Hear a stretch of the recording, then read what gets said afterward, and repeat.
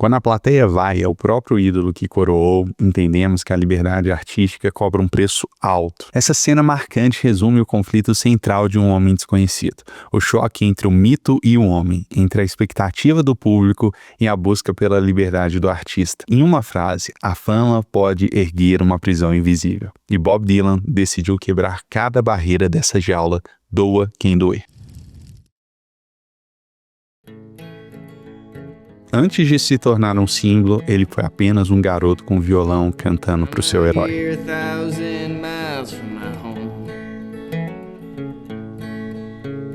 A câmera segue Dylan desde seus primeiros passos em Nova York, de carona rumo ao desconhecido. Vemos Dylan tímido, determinado, dedilhando sua canção para Woody Guthrie em seu leito de morte. Não há uma trilha emocional exagerada, nem diálogos expositivos dizendo o que sentir. A neutralidade narrativa do filme nos convida a observar e tirar nossas próprias conclusões. Cada cena é apresentada com honestidade quase documental. Dylan conhecendo Pete Seeger, impressionando Joan Baez em um pequeno clube de folk, brigando em silêncio com a namorada Sylvie. Em nenhum momento o filme nos diz, ele está certo, ele está errado. Nós, espectadores, preenchemos a lacuna. Quando Dylan oculta teimosamente seu passado, humilde de Sylvie apenas sorri enigmático, a direção permanece neutra. Será que ele é um jovem reservado, protegendo sua identidade, ou um aspirante a mito já construindo sua persona? A resposta fica no ar, e esse respeito à inteligência do espectador marca o tom analítico da obra.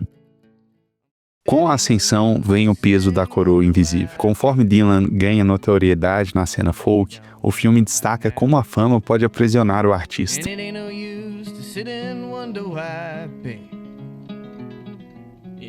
Aos poucos vemos Dylan se transformar de indivíduo a símbolo.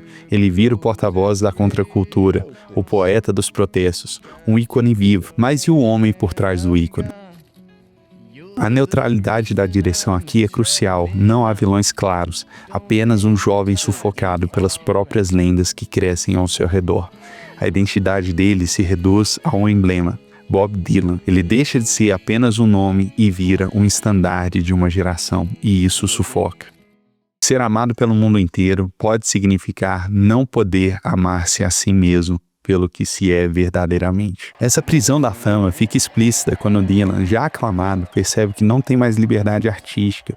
Em um show importante, ele simplesmente larga o palco no meio da apresentação, incapaz de continuar fingindo ser apenas o que esperam dele. A montagem alterna o rosto chocado de Joan Baez e a plateia confusa com Dylan saindo de cena, sufocado. Nesse momento, entendemos que a fama colocou um pedestal, mas também uma cela dourada. Ele virou refém das expectativas, dos fãs, da indústria musical, da própria cena folk que ele ajudou a construir.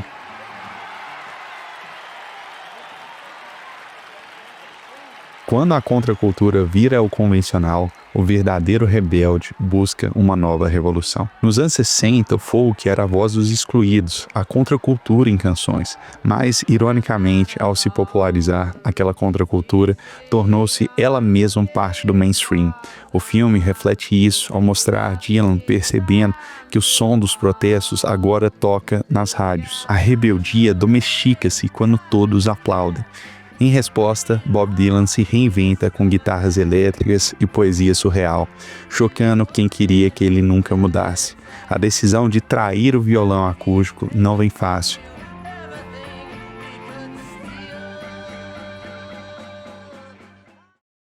Vemos Dylan inquieto no estúdio, a câmera o enquadra pensativo, cercado de instrumentos elétricos, como se estivesse prestes a cruzar um limite invisível. Ele está prestes a desencadear sua própria contra-revolução artística. Eles temem que Dylan suba ao palco com a guitarra elétrica, afrontando a tradição do festival.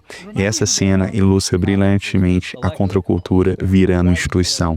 Os revolucionários de ontem, Pete e a geração folk, agora tentam policiar os limites do movimento que criaram. A câmera percorre os rostos tensos dos membros do comitê, que em outro momento eram jovens rebeldes, agora preocupados em manter a ordem de um festival consagrado. Dylan, porém, não quer mais fronteiras. O momento em que o herói desafia seu próprio povo é o ápice da coragem ou da loucura, depende de quem julga. O filme nos coloca bem no centro desse turbilhão. De um lado, Pete Seeger, o ícone da velha guarda do folk, angustiado, lembrando Dylan do peso que ele carrega. Pense no que construímos, não destrua tudo. Seus olhos parecem dizer tudo. De outro lado, a vontade incontrolável de Dylan de ser fiel a si mesmo que isso signifique decepcionar todo mundo. A direção equilibra essas visões sem pender. Entendemos a dor de Pete, assim como a determinação ardente de Dylan. O poder corrompe e o poder absoluto corrompe absolutamente, mas Dylan se recusa a ser corrompido, nem pela adulação do público, nem pela influência dos mestres do folk. Aqui, um completo desconhecido amarra sua reflexão mais profunda. Dylan conquistou o poder, uma influência gigantesca sobre uma geração. De repente, o símbolo da contracultura se torna a convenção, mas Dylan se recusa a isso, mesmo sob forte pressão de seus fãs e do movimento que ele criou. Na tensa sequência do show elétrico, enquanto Dylan toca Maggie's Farm sob vaias, vemos Pete desesperado, tentando cortar os cabos de som, incapaz de aceitar aquela traição. Essa imagem forte nos faz pensar, até mesmo a contracultura, ao ganhar poder, pode se tornar autoritária. Qualquer relação com os dias atuais é mera coincidência. Dylan, porém, enfrenta a tempestade de vaias sem recuar. Ele recusa a posição de unanimidade, prefere ser vaiado, atrair sua arte. E é isso que acontece. A cena é o público em completa revolta, mas enquanto o público arremessa todo tipo de objeto sobre Dylan, ele põe para fora um de seus maiores clássicos, Like a Rolling Stone.